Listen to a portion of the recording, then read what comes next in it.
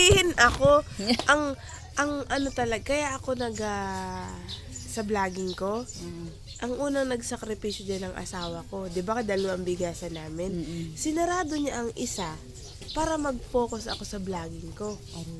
Oh, kaya sarado yung palengke ko, di ba? Tapos ito pa, last year pa ako nade-depress. Mga November, December. Nasa bahay lang ako natutulog. Ba't na-depress ang depress? Yan na nga, yung mga pinagkukwento ko sa'yo. Hindi lang naman ngayon nangyari yan eh. Oo, sabihin araw-araw yan eh. Yung mga pinagkukwento ko, ay ilang taon ko nang pinagdadaanan yan. So last year ako, nandyan lang ako sa higaan, katabi ako ng tatay ko na kama, dyan ang mga anak ko. Tulog ako. Tapos tanghali ako magigising. Basta dasal lang ako ng dasal na parang siguro ito lang ako. Magaling at matibay ang mentalidad mo asawa mo. Oo, pero pag ano, Paano naiyak na lang pag hindi na rin niya kaya. Ay, dahil kung ako sa sitwasyon ng asawa mo, baka iniwan na kita. Alam mo, ilang beses na yun na ano, pag ano, iiwanan na kita. Totoo yun. Hindi ka sa dagat. Ang dami ng beses na nangyari yun. Pero ganito nga, ay Kuya Balong, noong November, December na ako'y na-depress. Noong nagpunta kami ng Oriental, no, nang nakiparty kami dun sa Gala Night, depressed ako noon, nasa biyahe kami na nakamotor. Yung problema pa rin nasa isip ko, hindi ako ganun ka-excited na ang ganda ng paligid, walang ganun. Kinuwento ko nga sa kasama ko kay Sir ATV. Sabi ko, akala mo siguro, pero sabi niya, halata nga, kasi yung sigla mo, hindi naman ganun. Kasi nga, nasa feeling ko, depression yung ano ko na yun, yung moment ko na yun. Pero ito na nga, pagdating nga nitong taong ito, pagdating ni Elias, di ba nag-trending na ako? Yan na ang ginamit kong signal or sign na ibinigay ng Diyos. Na, huy, gumising ka! Tinrending na kita! Tapos na yung pag-emote mo. Di ba vlogger ka? Ituloy mo. Yun ang kinuha ko. Diyan na ako, yan ang ginagamit ko ngayon na simbolo. Natapos na yung pinagdaanan ko na yun. At ito na talaga yung tamang tinatahak ko na gusto ng Diyos. Kasi tunay na mahilig ako mag-picture, mag-video. Kasi gusto ko nga may alaala. Pagpunta ko dito may picture tayo. Paglaki ng mga anak ko, pakita mo ito ka nung bata ka. Nandito tayo, naliligo tayong ganyan. Yun, kumbaga noon at noon pa ay sadyang hilig ko ito. Kaya yung pag-trending ko kay Elias, meron man talaga akong mali din na nagawa. Dahil wrong timing nga ang pagkakaakit ko sa stage. Pero yan yung Ilan views nun? Nasa 300 to 400,000 views na yun. Tapos yung nag-public apology ako. Sabi pa ng ibang content, iba pang nag-comment, anong artista? Di may basher pa din. Sabi ko, bahala na nga ho kayo. Pero marami namang natuwa na kumbaga nga ay, ginawa ko pa rin yung parte ko na kahit pa paano naghingi ako ng pasensya, ng sorry sa mga taga-Sablayan. Tapos yan na, kaya kita nyo naman, di ba, effort talaga na ako ng effort na kung ano-ano na nga lang na minsan nga sabihin nyo ay baliw nga yan. Kasi nga, yun na. Kaya kahit dumadaan ako ngayon ulit sa panibago na namang stress ng buhay ko, hindi ako pwedeng tumigil na lang doon. Hindi naman magpapaka-stress ka. Ang problema, hanggat nabubuhay ka dyan, kung gusto mo mawala, magpakamatay ka. Yan, alam mo totoo. Alam mo nung nade-depress ako nung December. Ang tao, sabihin ko sa iyo, mayaman man o lahat na ng pera na sa kanya, may problema. Ang mayaman, hindi na malaman yan, yung mga milyonaryo, hindi na malaman niya kung saan dadala ang pera. Hindi na makatulog sa gabi. May negosyo doon, may negosyo. Sa totoo, sa katulad ko. Parehas kami ng asawa ko nung December. Halos gising ang diwa namin. Nakapikit ka nga, pero parehas kaming dumadaan noon. Ay kaya nga, ibig sabihin ko, ay nasa inyo na rin pag... Pananalig lang yan. Ang unang inspirasyon, anak, para ikaw maging matatag. Para maging matatag. Yung anak tingin. Yan na nga ang inaano ng aking asawa. Ay ako, dumaan din kami para ito. sa mga anak namin. Ilang beses kami muntik maghiwalay. Yan, ganyan nga din ako. Iwanan na daw ako. Mas matindi Ang yung sasakit ano, pa na. Pero, hindi naman niya. Yun ang pinakamaganda sa kwento namin. Hindi pa niya ako nasasaktan kahit isang beses. Kasi ang billing ko sa kanya nung bago pa lang kami kasal, isang beses mo akong saktan, mawawalan ka ng asawa. Isusumbong kita sa tatay ko. Hiwalayan ko talaga siya. Kaya, yun, ang mga nasisira niya, ang lamesa namin, ang dingding namin, yan ang mga pinagsasasapok niya.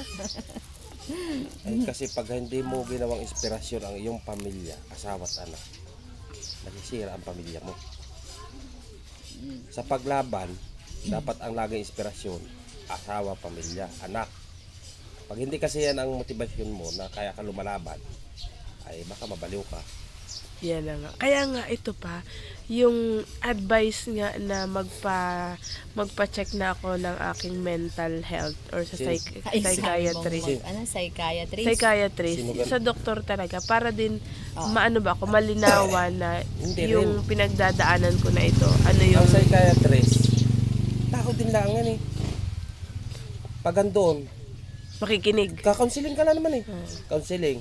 Kasi binabasa niyan kung ano talaga yung laman ng mentalidad mo. Kung talagang ang kwan niyan, nasa kwan din lang, nasa tao sa paligid mo.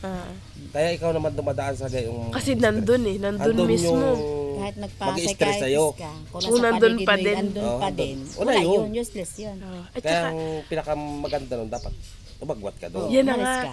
Yung natutunan ko to din mula sa aral sa loob ng simbahan na sinabi ng pare nung ilang taon na kung nakalagay, kumbaga nakasulat sa Biblia na inilalayo ka ng Diyos kung saan ka nagkakasala. Kaya yung mga pagkakataon na dati pang nangyari sa akin na kung nasan akong lugar na parang kahit ayoko namang isipin na yung masasama pero naisip ko kasi nandyan lang yung taong nagiging dahilan kung bakit ako nagkakasala sa isip. Oo. So sa sitwasyon ko nga ngayon, parang ang Diyos na yung maglalabas sa akin dyan. Yung tadhana ko na ang maglalabas sa akin para Kasi hindi na kung ako yan, magkasala. Kahit pa sabihin mo pa kay psychiatrist, ika-counseling ka lang yan, kakausapin, bibigyan ng... Parang ganito pa, paliwanagan ka lang. Wala namang gamot, ibibigay sa'yo. Meron din. Ay, pero-refer ka rin sa doktor. May mga reseta din. Ay, para naman yung Pampakalma lang. Kaya- gamot. kalmalaan. Oo, kaya ako, pasalamat ako yung katulad niyan sa inyo.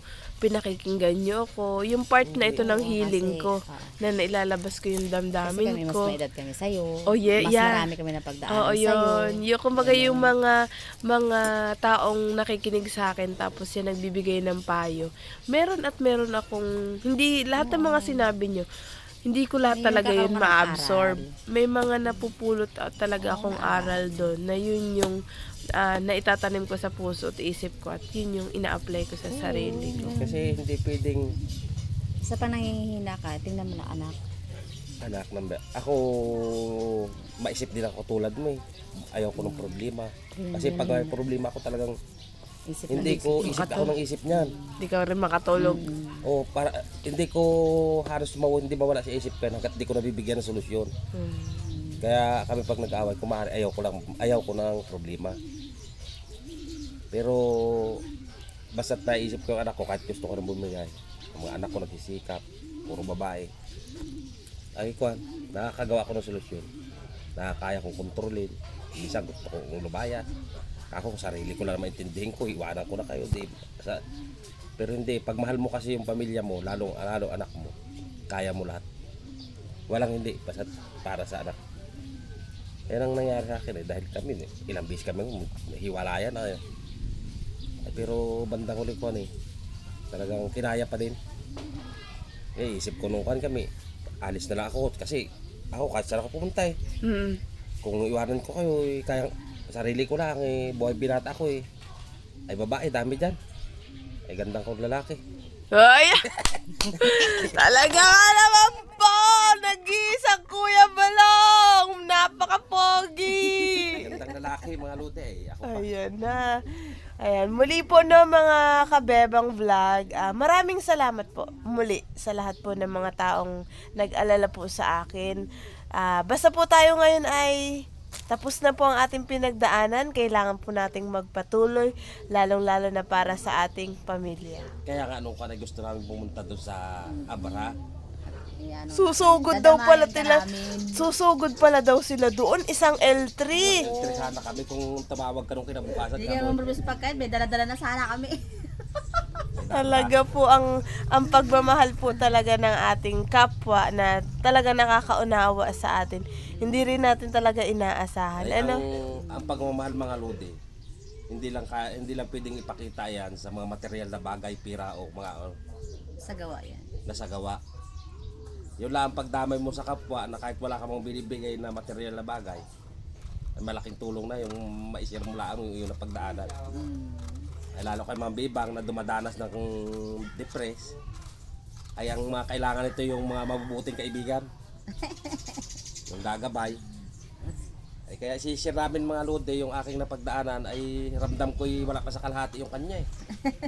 Grabe. Oh, grabe po rin ang kwento ng kuya. Basta ang sa pamilya, walang malaking pagsubok dyan. Lagi kang tatawag sa Diyos.